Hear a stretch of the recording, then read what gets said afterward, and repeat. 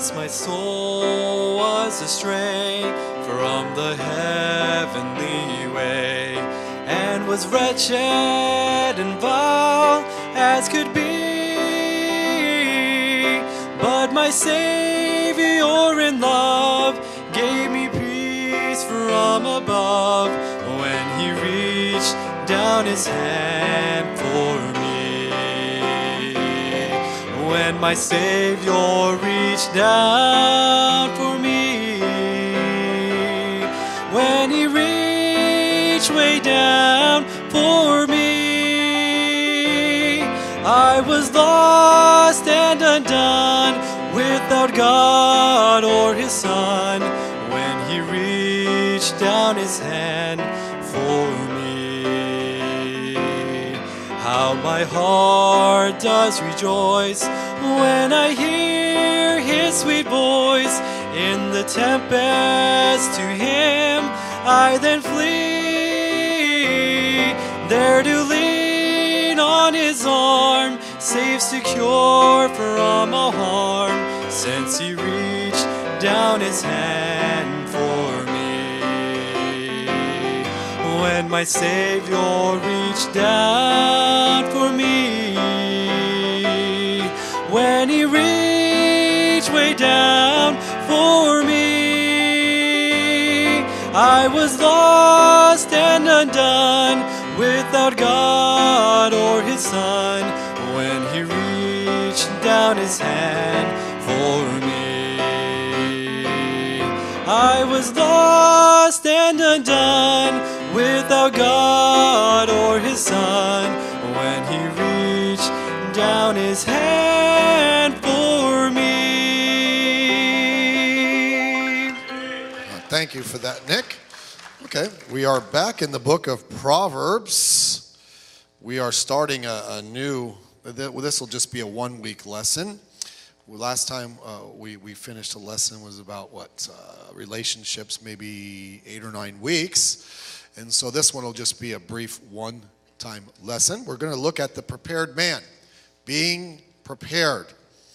We understand what wisdom is. Wisdom is the ability to apply God's truth to life. And God's truth applies to every aspect of life. Okay? Sometimes we use the word relevant. Now, some people use the word relevant in terms of the Bible, and they don't use it correctly. They misinterpret. Relevant means the Bible has to do with what's relevant in our lives today. Everything we face, everything we go through, situations, trials, problems in our life, the Bible speaks to those issues. It doesn't. Now, what some people have made relevant to mean is that we're going to change the Bible and make it fit society. That's not relevant. That's ignorance, all right? But the Bible is relevant to the situations of our life. It helps us in every single way if we'll just look at it. We see that, we're going to look at the verses in a minute. God gave us seasons on this earth, okay? You look at the different seasons of the earth, so of the different time frames. Each one is different and is associated with something. Now, some of these you have to take by faith because it doesn't happen in California, okay? Fall is the changing of the color of the leaves, and they actually have leaves. How many have ever lived somewhere where they actually have fall? Okay? Yeah, we have fall. It's in October, and it's usually hotter than it is during the summer, okay? It doesn't work out for us. Winter has colder weather. We actually didn't get really cold weather this time. We actually got some rain. That was nice. Spring. What do you think of when you think of spring? Love, okay? And it doesn't work out very well. Summer. Summer's warmer. We really have a mild winter, and we have summer, and that's about it around here. But there's different times, and there's different things that go on in life. We talk a lot, and we won't talk much about it tonight, but we talk much about preparing for summer. There's a different time of the year. Life is also filled with seasons, is it not? One day you were young. Now you're not young anymore. I remember my wife, and if she's told me this once, she has told me this probably 1,000 times. When we first got married, her and her church went to some rest home or something, and they were there as a church, as teenagers, to be a blessing to the older folks. And she said there was a sign in there that said, I was once young like you. You will soon be old like me. That's encouraging, isn't it? And she told me that, I think, on our honeymoon. I remember that, and I've heard it over and over and over. And the older we get, it's like, quit saying that because it's starting to come true. I don't want to hear it anymore. But you have your youth, you're a child, and then you have your teen years and the different things that go along with being a teenager. And then if you're married, you had a time when you were single, maybe, that time of life. And then we have several of the couples in here. You've been married in the last year. The young married, that's a different time of life. And then young parents, your first child, and trying to raise that, loving that little kid. And then you're maybe a parent and your children are getting a little bit older. And then you have your parents of adults. And then, praise God, the best of all, grandparents. Okay? You don't have to deal with them all the time. You can love them and all that stuff and send them home when they get on your nerves. And then this will never happen in our house. My wife made sure of that. Empty nesters. Now, I've heard rumors that this thing happens where all of your children get married and move out.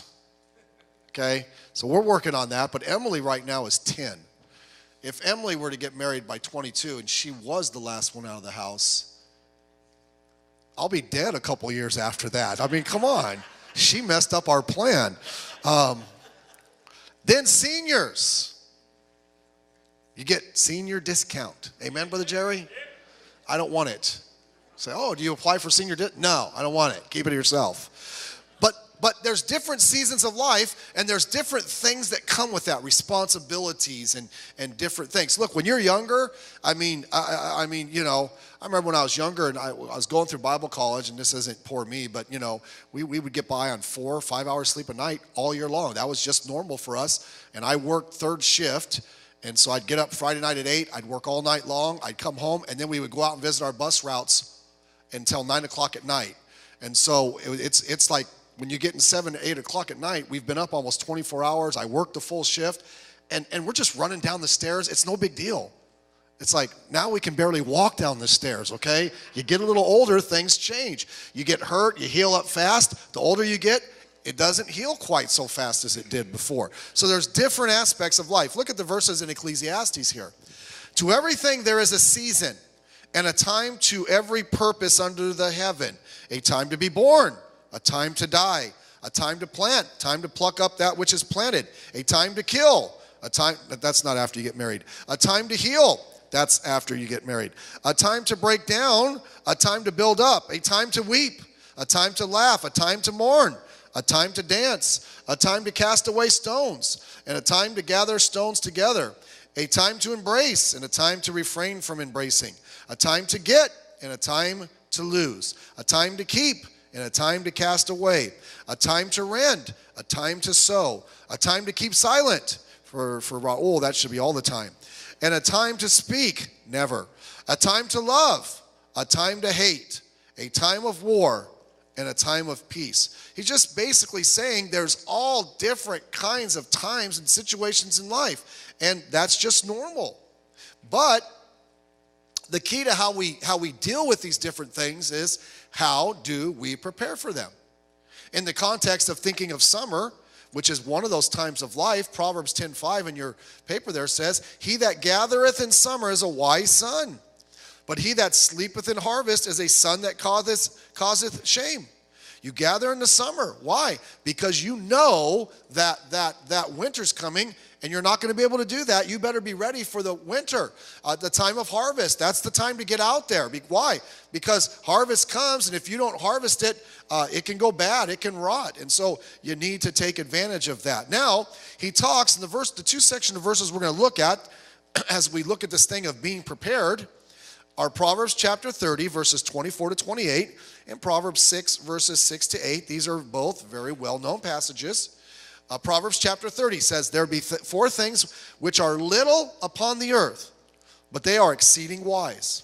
The ants are a people not strong, yet they prepare their meat in the summer. The conies are but a feeble folk, yet they make their houses in the rocks. The locusts have no king, yet they go forth all of them by bands. The spider taketh hold with her hands, and is in kings' palaces. Proverbs chapter 6, go to the ant, thou sluggard.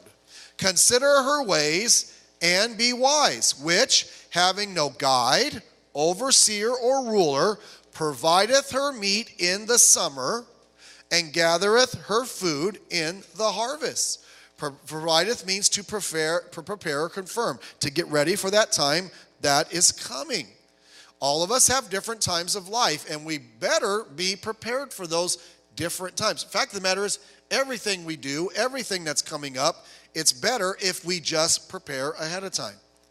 How do we do that? Well, God uses these four small creatures, primarily speaking. The ant in our verses gets is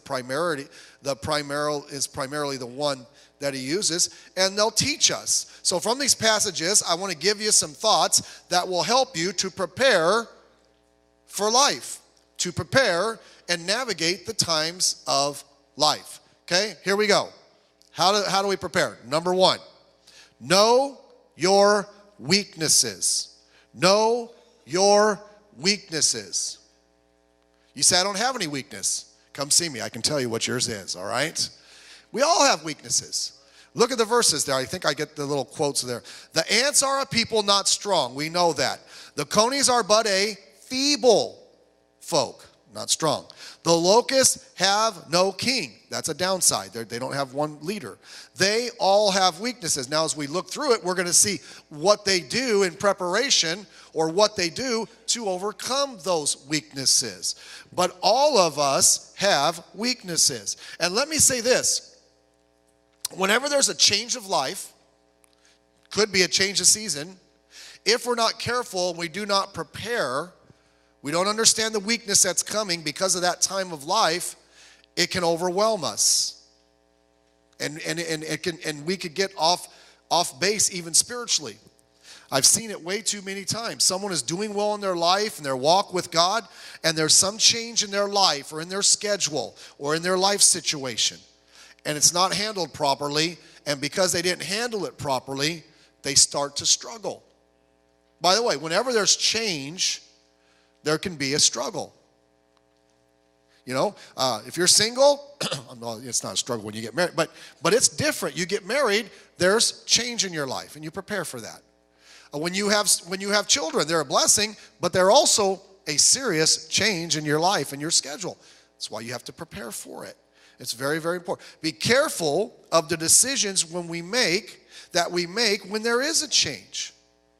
Sometimes people get confused and like, why am I feeling like this? I just don't understand why I'm having these feelings or I'm starting to have these struggles. If you look back, because there probably was some type of change in your life. I listened to a man. He used to live in California. He moved out somewhere on the East Coast to pastor. And California, the weather is really good. And so he said he was out there on the East Coast, and he would it was a small church, so he would work sometimes in a coffee shop or a coffee place. And he said, you know, he just all of a sudden he just started feeling just a little discouraged and a little down, and he couldn't figure it because that's not how he normally was. And then he said he kind of figured it out. Out on the East Coast, they have real, honest to goodness winter, and it's gloomy, and it's cold. Okay, and you ain't going out. And he said he had to adjust because he was used to California where, come on, rain, give me a break. It kills me. Sometimes we'll leave the house. It's freezing. It's like, it's freezing? We used to go to college in Chicago where it was 80 below zero, 40 below zero with a wind chill. And you're going to say it's freezing because it's 51 degrees? Really?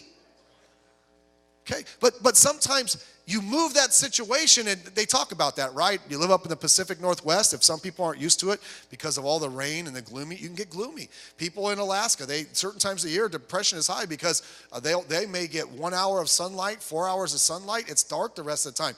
So different times of life, and it happens in different situations. We're not prepared for those situations. They kind of slam us. We don't understand why we're feeling that way. Now, we all also, to navigate through life, you need to understand two types of weaknesses, okay? Two types of weaknesses. I think you have paper there. Number one, or it's no number, just you probably have a blank. Ones that are specific to you.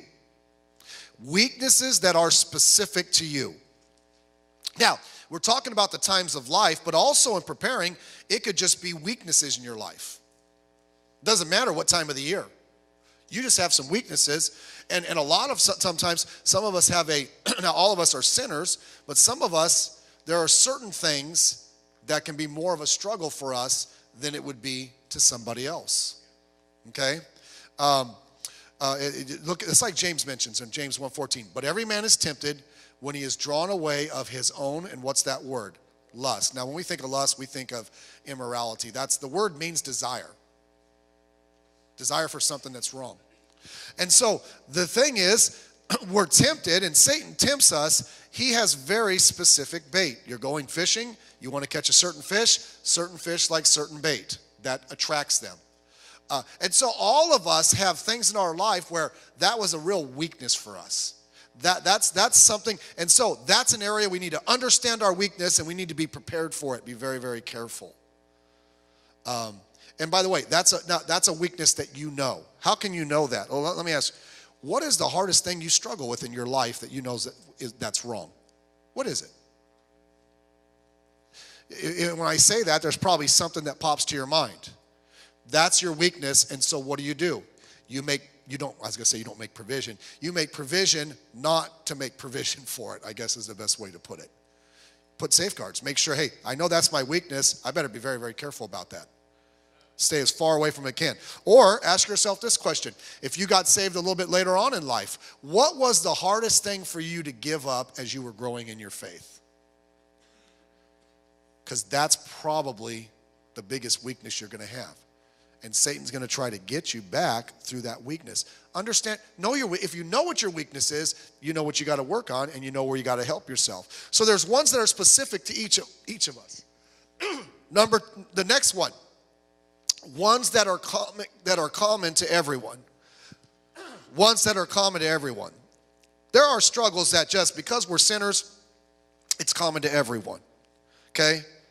For men, what would be one of the biggest weaknesses for men? Huh? No, that's not a weakness. It's pretty easy. Women, to be honest with you. You say, I don't have that problem. You should. You should. Where were you Sunday? Anyhow, you got to be very careful. God has created men to be. I don't want to use the strong term there. They're motivated by sight. Where were you Sunday? Now, by the way, and I'll throw this out there, it has nothing to do with the message. Ladies, help us out. Okay? One place we ought to be safe from that kind of stuff is church. Okay? Don't make us look the other way. And we have to look the other way. And I don't know what you're trying to attract if you're showing yourself, but help us out with that. But it's parents, you got to watch out for your children. For children, a big thing is peer pressure. Peer pressure. Okay? Watch who they're around. Watch what they're doing. By the way, watch the kind of programs and things we put them in. I would not, and this has nothing to do with the message, but I wouldn't put my kids in some kind of secular program. You say, well, that's none of your business. You're right, I know. But I see a lot of things like that. And they're your kids, you can do it. But I'm not going to purposely put my kids in some secular thing where they're around a bunch of kids that don't know the Lord. You say, what, you hate those kids? No, I don't hate those kids, but they're just acting like unsaved kids they are. And they're going to influence your child. And it's very, and and not all of them have enough gumption to just stand up spiritually. Some do. Well, let's help them get through that time. That's a weak time. And ladies, what's your weakness? Shopping. I don't know what your weakness is, ladies. Probably everything. No, I'm kidding. Whatever your weakness is, there's certain ones that are just because we're sinful. Now, knowing what your weakness isn't just great. I know it. It helps us. It's not a sign of weakness to understand your weakness. It's really a sign of strength. A sign of strength says, I know my limitations and I know where I better be careful, and I'm going to be careful. Oh, you ought to just man up. I had a relative. Whose side of the family? I'm not going to tell you, but I was visiting with them. Hadn't seen them in a while, and they had struggled with drinking, and they were getting over it. And, of course, the government helped with that, with making them go to a program. But they went, and even they recognized. They said, the person that was helping me told me something that was absolutely dumb. Social worker. Not that all social workers are dumb, I'm saying it. But this one told him, if you want to fight this, you should go to a bar and sit there and make sure you don't drink. And he told me, he's like, that's dumb. I'm like, duh. I know. You don't have to have a brain surgeon. Oh, no, you have to be strong enough to fight it. Listen, strong enough means you're strong enough to stay away from it because you're never strong enough to fight it. All right, that was good. Number 2, another thing we need to do is hurry. Number 2, fulfill your responsibility. Okay, all these were, they had weaknesses, but fulfill. Yet they prepared their meat. They did what they were supposed to do. In spite of the fact they were weak, in spite of what's going on, they had this responsibility, and so they prepared their meat. They were doing what they were supposed to be doing, working. Let me say this. All of us have responsibilities. All of us. If we, look, I think you have a little thing there. If we were just faithful to all our responsibilities, we would have a lot less trouble with our weaknesses because we'd be doing what we're supposed to be doing when we're supposed to be doing it. We get in trouble when we're not doing what we're supposed to be doing when we're supposed to be doing it. Okay? You ought to be faithful to church. Okay? And you are. I mean, you're here on Wednesday and church is on Thursday. I'm preaching to the choir. Thank you. Being faithful to spend your time with God. Okay? I'm struggling spiritually. The first question, are you spending time alone with God? I know I'm supposed to be doing that, but I'm struggling spiritually. Stop. Go back to the beginning. Are you spending time with God? That's the first step. That'll help you get on the right path. Are you fulfilling your role as a spouse? Well, I come home. Great. But there's more to it than that. Are you fulfilling your role as a parent? You love those kids. Spend time with them. I heard a story from Clarence Sexton, pastor back in the East, huge church. And he said that early on he started going to college, Bible college, a little older in life. He was already married, had 2 children. And so while he was in college, he was actually pastoring a church. And he was very busy. He said he came home from he'd go to college and then he'd go to work at the church. He came home from church one day and his wife is there and his 2 children are there. And his home pastor was there. Just so happens him and his wife are from the same home church. And he's like, hey, pastor, it's good to see you. And he said he could tell right away that it wasn't going to be good to see him. His wife had called the pastor to come talk to them because not that they were having any trouble, but that he was not spending any time at home because he was going to college and he was pastoring a church. And so she got the pastor involved. And he said that the pastor that day gave him great advice. And he said, I followed it for my whole life. And he said, you know what? It took me a little longer to get through college because of my schedule, because I cut back a little bit on some of the things I was doing because my family was more important. Okay? What was he saying? I have a role to fulfill, and I'm going to make sure I fulfill my role. Fulfilling your role in your workplace. Fulfilling your role if you're in a ministry. By the way, when someone is not willing to fulfill their God-given roles, it's almost always because of selfishness. They're not being the husband. Why? Because they're more concerned about themselves. Not being the parent. They're more concerned about themselves. They're not being faithful to God because it's my time. So if we fulfill our responsibilities, that's going to help us to be prepared for what's going on in life. Most of the troubles we have come from not fulfilling our roles. And then we have issues in those areas. Let's fulfill our roles. Let me ask you, are you still growing in your areas of life? When's the last time you ever read a book, period, or just read a book or listen to something or tried to learn something that related to a responsibility you have in life? If marriage is the most important thing in our life and the most important thing in the world, why would we spend less time continuing to grow as a spouse than a doctor would continuing to grow in his area of practice? Okay, very important. What are you doing to grow in your faith? Oh, Jesus is important to me. I don't want to hear that. I want to see it. What are you doing? What are you doing to do that? Fulfill your responsibility. Number 3, understand your opportunity. They prepared their meat when? In the summer. That was the time to do it. The opportunity presented itself right there, God-given opportunity for them to fulfill at that time so they would be ready for the future. They asked prepared at the exact time they had to prepare. The best time to prepare for something is before you undertake it. Well, when our couples are getting married, we do premarital counseling. And I talk to them. I usually schedule a couple times to talk to them, and I give them a book to read, and I give them some things to listen to. Why? They need to prepare for that thing. Well, even when I got married in June, which is like a week after Bible college ended for the year, and we were engaged that whole school year. And I had outside assignments. I was working a full-time job, going to college full-time. The weekends were all bus ministry and church and serving and all that. So I didn't have free time. But I made sure I carved out time to start reading and being prepared for marriage. And so what I would do is we had a 45-minute drive to work from the college every night.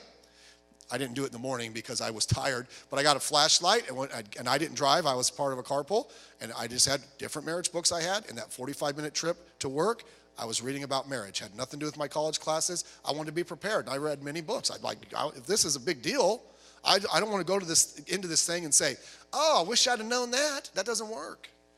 Be ready. It's like when we had our first child. We didn't take, the big thing back then, everybody took the Lamaze classes, right? And we didn't take it. I'm like, first of all, we couldn't afford it. And second of all, I'm like, that's not a big deal. Well, when we went to the hospital, I found out it could be a big deal. Okay, breathing techniques. My wife's like, asked the nurse, I didn't take the Lamaze class. Do you have any breathing techniques? And the nurse looked at her with as much compassion as she could muster and said, honey, if you didn't take it now, there's nothing I can do to help you. Now, fortunately, my wife had the first one. She had a really fast delivery, so she got through it. And then I was going to say we YouTubed it, but you can't even do it. They didn't have those back then. But listen, the time to prepare is before. And so get your opportunities. Number 4, construct your shelter. Construct your shelter. The conies are but a what? Feeble folk. Very feeble. Open to predators. So what do? Yet they make their houses in the rocks. They prepared for outside disturbances that would come by having a safe shelter. Because they knew eventually it was coming. And so they wanted to be prepared for that. All of us will have those in our life. Maybe it's a financial, physical, spiritual, a problem in life, some crisis that comes. So you want to have a shelter to help you with that. How well we stand up to problems in life will depend on how well we prepare a shelter for it. Some of the things we go through, we have to just go through. It's just part of life. Others we bring upon ourselves, and if we're prepared, like the conies, we would avoid it. But we have to be ready. Do you have shelters in your life? What would be some good shelters? A solid, faithful relationship with God. See, most people wait until there's a problem before they want to get close to God. That's the wrong time. That is the absolute wrong time. Okay? Now, I'm not saying if you have a problem in your life, a lot of times it'll draw us closer to God. But we ought to already have that relationship with God so that it helps us to get through it in the first place. That's why in World War II, the Japanese attacked us in Pearl Harbor. We weren't prepared. That's when they did the most damage. But if you know ahead of time something's coming and you're prepared for it, you're going to be able to sustain it a lot better.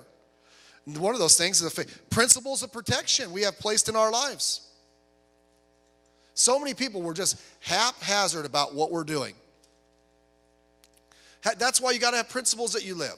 This is a principle, and I'm putting this in my life so that I'm sheltering myself. Okay?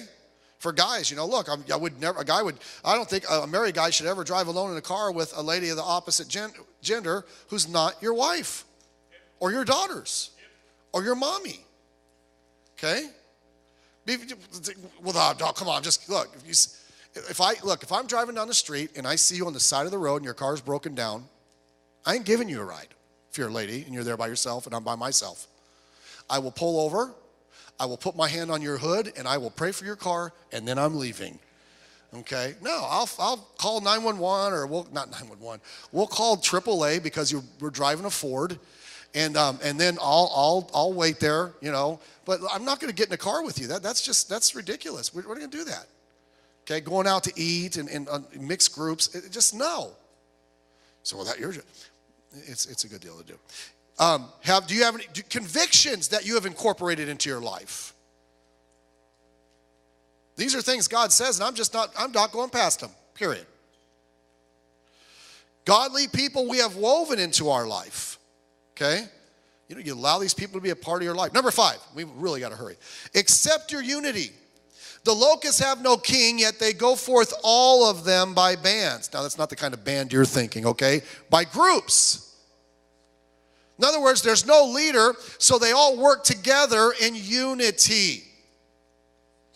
You can prepare to avoid problems in life by having unity. Have unity in your marriage. So many people in our country get married because they have a physical attraction.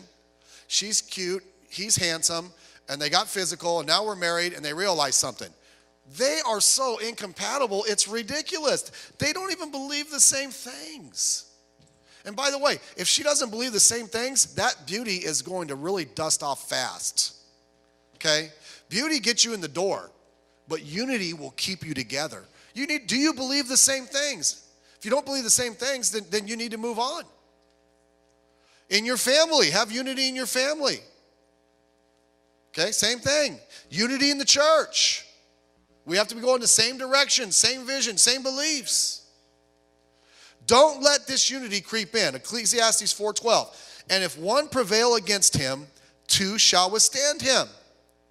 And a threefold cord is not quickly broken.